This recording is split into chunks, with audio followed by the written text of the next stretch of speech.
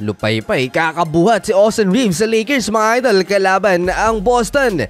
Giannis to Los Angeles Lakers pero hindi biro ang magiging kapalit ni Antetokounmpo. Los Angeles Lakers versus the Boston Celtics, two great franchises sa NBA. Pero no LeBron James due to load management. Mabigat ang schedule na to ng LA dahil back-to-back ang kanilang laro sa East. At wala pa din ngayon si Luka Doncic kaya kumapit ang LA kay Austin. Pero napaghandaan ng Boston Celtics ang Los Angeles Lakers at nalimitahan si Austin Reaves. Umulan ng 3-pointers sa first quarter mga idol at natambakan ng Los Angeles Lakers. Umabot pa ng 20 ang hinahabol ng visiting team. Wala si LeBron at Luka kaya walang playmaker na magaling ang Los Angeles Lakers. Ang resulta 39-17 end of first quarter in favor of the Boston Celtics. 22-point lead. Second quarter lahat umaambag sa Boston Celtics, binaon pa ng binaon ng LA Lakers. Pa-mid-range or 3-point shots, nagmumula ang puntos ng Boston Celtics. Nasa upuan si Austin Reaves, mas lalong nababawasan ng ikot ng bola sa purple and gold dahil walang magaling na point guard. Sa 10-man rotation sa first half ni Coach JJ Redick mga idol,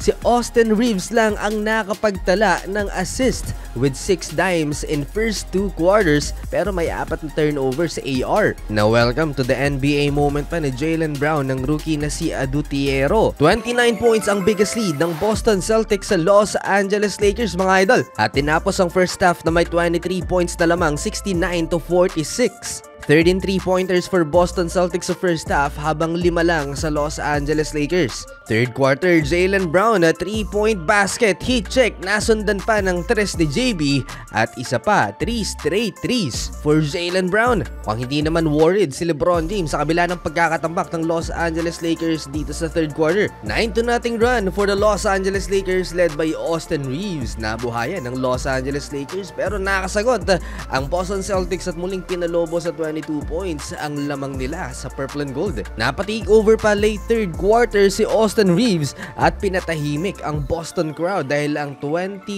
points kanina nilang lamang nabawasan ng kalahati. 15 na lang mga idol, 97-82.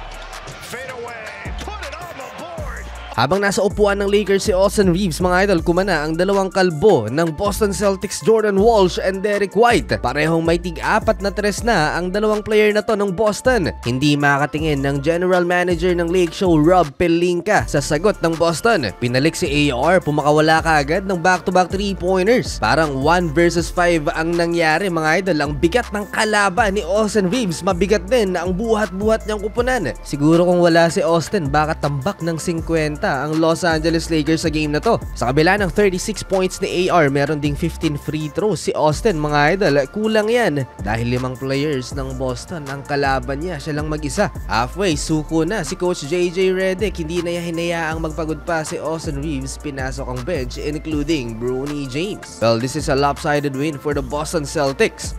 Gumawa na naman ng kasaysayan si Kevin Durant ngayong araw mga idol dahil umakyat siya for 8 all-time in NBA scoring leader. Nilagpasan niya si Shaquille O'Neal at possible pa niyang malagpasan si Kobe Bryant. Pero at 37 years old, malabo na niyang maaabot yung 40K ni LeBron. So eto na mga idol, nagsisilabasan na mga trade packages kasunod ng balita na gusto nang magpa-trade ni Giannis Antetokounmpo. At eto naman yung trade package na nilabas ng Bleacher Report, Giannis Antetokounmpo to LA Lakers. Kasama ang kapatid niyang si Thanasis Antetokounmpo, pwedeng makuha ng Milwaukee Bucks si Rui Hachimura, Jared Vanderbilt, dalawang iba pang player kasama si Dalton Knecht at first round pick swaps. Napakarami neto including 2026, 2028, 2030 and 2032 pick swaps. First round lang yan at pwede pang madagdagan ng second round. Kuradong natuto na ang mga NBA team sa pagkakamali na ginawa ng Dallas Mavericks kung saan isang first round pick lang ang hiningi nila sa LA. Marami pa ang package na pwedeng gawin mga idol para makatipid sa first round picks. At yan nga ay isama sa deal si Austin Reaves. At kung makuha nila si Giannis, hindi malabong magkakampyon ang Lakers in 2 to 3 years. Ayon yan kay Gilbert Arena.